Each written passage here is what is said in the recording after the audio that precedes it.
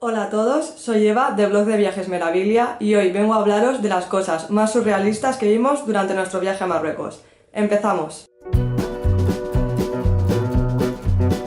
Marruecos es un país que, aunque está muy cerca de España, tiene una cultura muy distinta a España o a la de otros países, y por eso cuando viajas allí te das cuenta de que hay muchas cosas que te llaman la atención. Con esto no quiero decir que la cultura de Marruecos sea peor o mejor que cualquier otra cultura. Para mí todas tienen el mismo valor, pero sí que es verdad que cuando estuve en Marruecos durante una semana vi cosas que me impresionaron un montón y, a mi modo de ver, son bastante surrealistas. Uno de los aspectos que más me llamó la atención es el tema del tráfico. Allí la gente conduce bastante más a lo loco y ve situaciones de lo más extrañas. Por ejemplo, en Ouarzazate, que es una ciudad que está entre Marrakech y Merzouga, vi como una furgoneta con un pequeño remolque iba por la carretera. ¿Y qué llevaba? Pues llevaba instrumentos de música y gente que iban, pues supongo que a algún hotel o a algún sitio a hacer algún tipo de concierto. Lo normal es que esa gente y esos instrumentos fueran bien agarrados y sentados y quietos para que no pasara nada. Pero no, ellos iban montando su propio concierto de música por la carretera, iban los músicos tocando los instrumentos mientras la furgoneta tocaba. La verdad es que me recordó mucho a una escena de la intro de La La Land, no sé si habéis visto la peli, pero fue muy gracioso.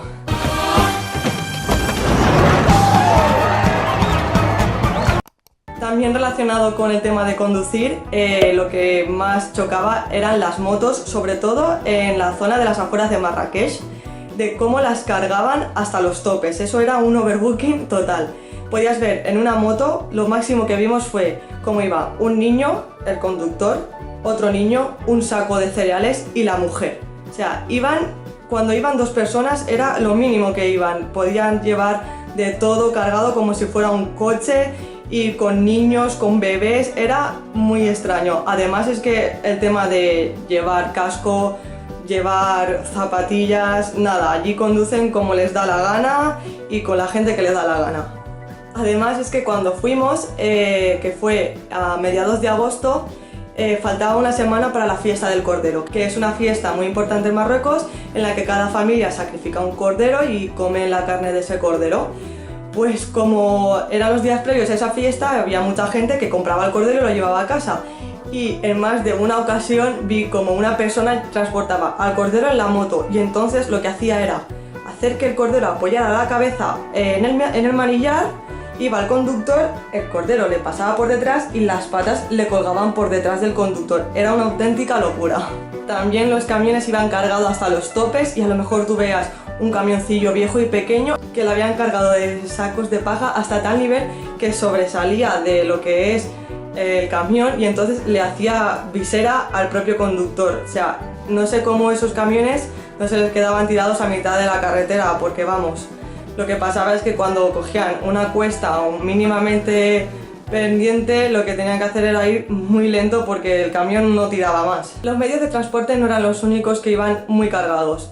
Sobre todo en las zonas rurales, el burro sigue siendo para los marroquíes un medio de transporte, un medio de ayuda para su día a día, y veías como por la carretera iban burros que los pobres iban cargadísimos, o por ejemplo en las cascadas de Uzud iban llenísimos de botellas de agua, porque son caminos, son sendas en mitad de la montaña, por ahí no cabe ni un coche ni una moto, iban los pobres burros subiendo y bajando que no sé cómo se tenían de pie. También vi cómo mujeres que supongo que habían recolectado ese té o esas hierbas en el campo iban cargadas, pero con kilos y kilos de hierba, de té, a las espaldas, que les sobresalían por encima de la cabeza, y encima es que subían unas rampas que yo, madre mía, les admiro porque yo no tengo esa resistencia. En el desierto también nos pasaron varias cosas surrealistas. Una con la que me quedé flipando fue que cuando estábamos llegando a Merzouga, que es la última población que hay antes del desierto del Chevi, que es la parte del Sáhara con dunas que hay en Marruecos, vimos en mitad de la nada una cigüeña.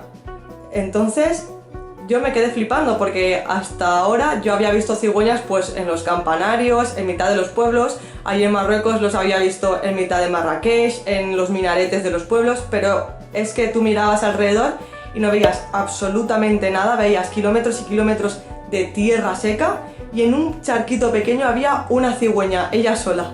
Me sentí como en el capítulo de Los Simpson en el que van a hacer un safari y Lisa ve cómo sale de un huevo un rinoceronte, cómo sale jirafa del suelo.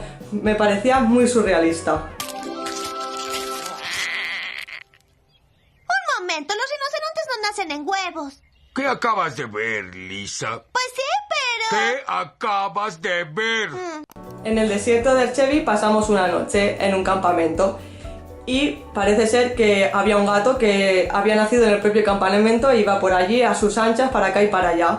Entonces, cuando ya nos acostamos en nuestra tienda de campaña, que era todo absolutamente silencio, el desierto es calma total, nos dormimos y a eso de las 3 de la mañana nos despertamos de un sobresalto porque oímos un gato maullar muy fuerte, como si nos estuviera gritando en nuestro propio oído.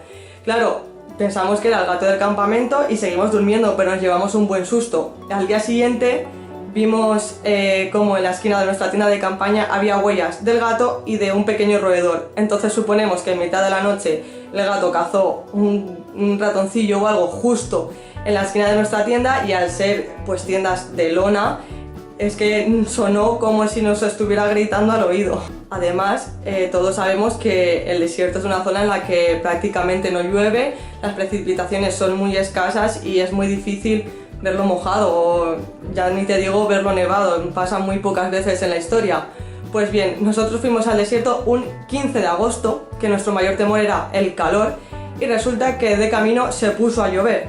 Entonces, la arena del desierto estaba un poquito mojada, el clima era perfecto, pero el problema es que al llover tan fuerte en tan poco tiempo, allí las carreteras no están preparadas para la lluvia y se formaban ramblas de agua que atravesaban las carreteras y menos mal que nosotros íbamos con nuestro guía Moja de Moja Aventura en su 4x4 y él pues tenía experiencia y supo cruzar esos pasos. Había gente que iba con motos y tenía que remangarse el pantalón y con la moto era un desastre. Nosotros conseguimos pasar todos estos pasos de lluvia camino del desierto, pero ya hubo uno que atravesaba la carretera de un pueblo en el que tuvimos que parar porque la policía lo había cortado, porque al parecer en esa rambla 2 días antes un autobús había volcado por la fuerza del agua.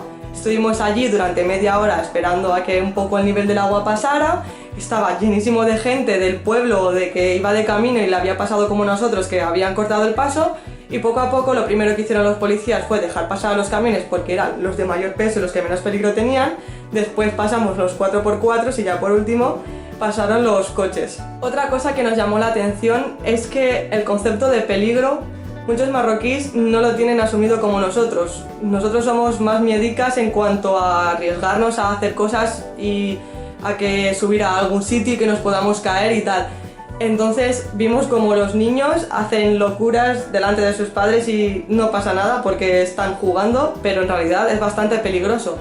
En la garganta del Todra, que es una garganta de 100 metros, un cortado totalmente vertical y que por el que pasa un río, vimos como había niños que estaban escalando, sin ningún tipo de material técnico obviamente, escalando la garganta, el cortado, con sus propias manos y igual se habían subido 2 o 3 metros y los padres pues estaban remojándose los pies en el río y no pasaba nada. Pero vamos, si un niño se cae desde esa altura, la caída era gorda. Y por último, otra de las cosas así más surrealistas que nos pasaron fue a la hora de cambiar dinero. Yo, cuando voy a cambiar dinero en un país en el que tiene una moneda distinta a la mía, como por ejemplo República Checa, Hungría, Reino Unido, lo que hago es ir a una casa de cambio y para evitar cualquier tipo de timo, de engaño o de malentendido, pues pregunto ¿cuánto me das por tantos euros? Ellos me lo muestran en una calculadora en la pantalla, confirmamos que no tiene ningún tipo de comisión y ya cuando aceptamos pues nosotros les damos el dinero y ellos nos dan la moneda local. ¿Qué pasa? Que en Marruecos vimos la primera noche que las cosas no funcionan así. El primer día que llegamos a Marruecos, concretamente a Marrakech, ya era de noche, entonces muchas casas de cambio estaban cerradas. Y vimos un hotel muy cercano a la plaza central, a la plaza Yemalefna, que tenía un buen tipo de cambio, así que dijimos, bueno, pues vamos a ver si aquí en la recepción de este hotel nos cambian. Fuimos a recepción y salió un hombre bastante desganado que tenía cara de no tener muy buen día y le dijimos en inglés, hola, queremos cambiar tanto dinero.